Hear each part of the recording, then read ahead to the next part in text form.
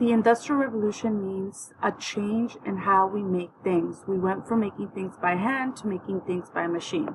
Because of these new technological and inventions that rose during this time, there was a rise in cities. So there was a growth in cities during this time, during the Industrial Revolution. This caused a lot of new factories to open and a lot more job opportunities that never existed because of these new technological advances. Because of that, a lot of workers were needed, hence an immigration growth during this time. So through the Golden Door. During the Industrial Revolution, millions of immigrants entered the United States in the late 19th and 20th century. Some of those people were Europeans. So from 1870 to 1920, 20 million Europeans immigrated to the United States. So 20 million Europeans came to the United States during the Industrial Revolution. Before, yes, there was always immigration. Everybody in this country immigrated to the United States.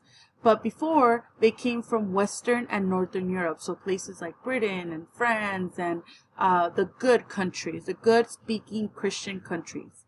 Now, during the Industrial Revolution, people were coming from other parts of Europe, including Southern and Eastern Europe. People from Poland, people from Italy, people from Hungary. So people that were not traditionally good immigrants. They were the dirty type of immigrants because they didn't speak English, they didn't practice the same religion, and they had their own cultures and practices.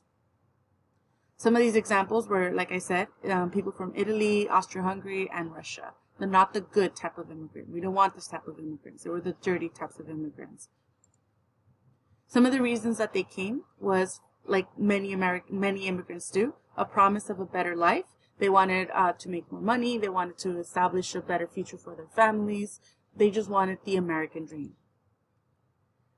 Others came to escape famine, land shortages because Europe was overcrowded, religious persecution, or political persecution. So the life in their home countries was not bearable, so they decided to immigrate to a whole new country that they knew nothing about.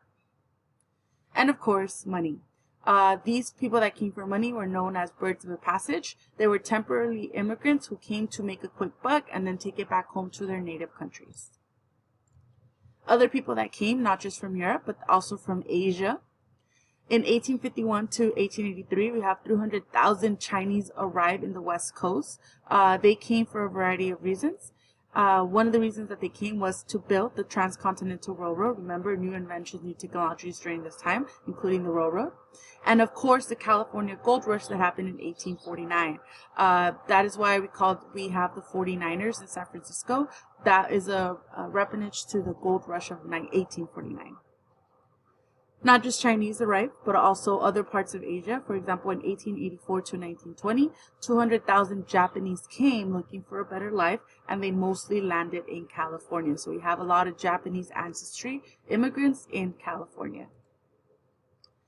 However, if you were an American and you see all these people coming at once, 20,000, 300,000, 200,000, you start freaking out a little bit because there's too much change happening at once. So the United States started to pass immigration restrictions.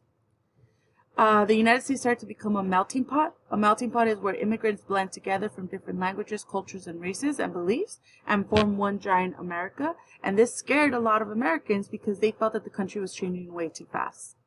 Hence, there was a rise in nativism. Nativism means anti-immigrant sentiment. If you're a nativist, you don't like immigrants. You favor native-born Americans. You only like native-born Americans.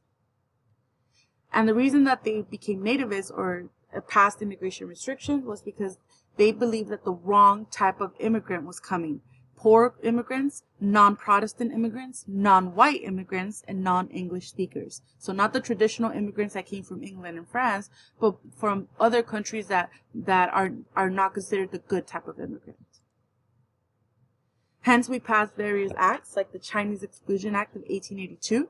This act was extremely racist because it targeted a specific group of people. We don't have an anti-Italian bill. We don't have an anti-German bill. We have a Chinese Exclusion Act because we don't want all these 300,000 Chinese arriving to the United States. So we passed a bill to restrict their immigration. Not just Chinese, but also Japanese. We have the Gentleman's Agreement, where no more Japanese would be allowed to immigrate to the United States. The same way that the Chinese Exclusion Act restricted Chinese, the Gentleman's Agreement restricted Japanese immigration. So life as an immigrant, once those immigrants came in large numbers, what was life as an immigrant in the cities? Remember, they mostly landed in cities because that's where the jobs were. Mostly landed in urbanized cities, so urban means city, so they lived in major cities. That's where the factories were, the jobs were.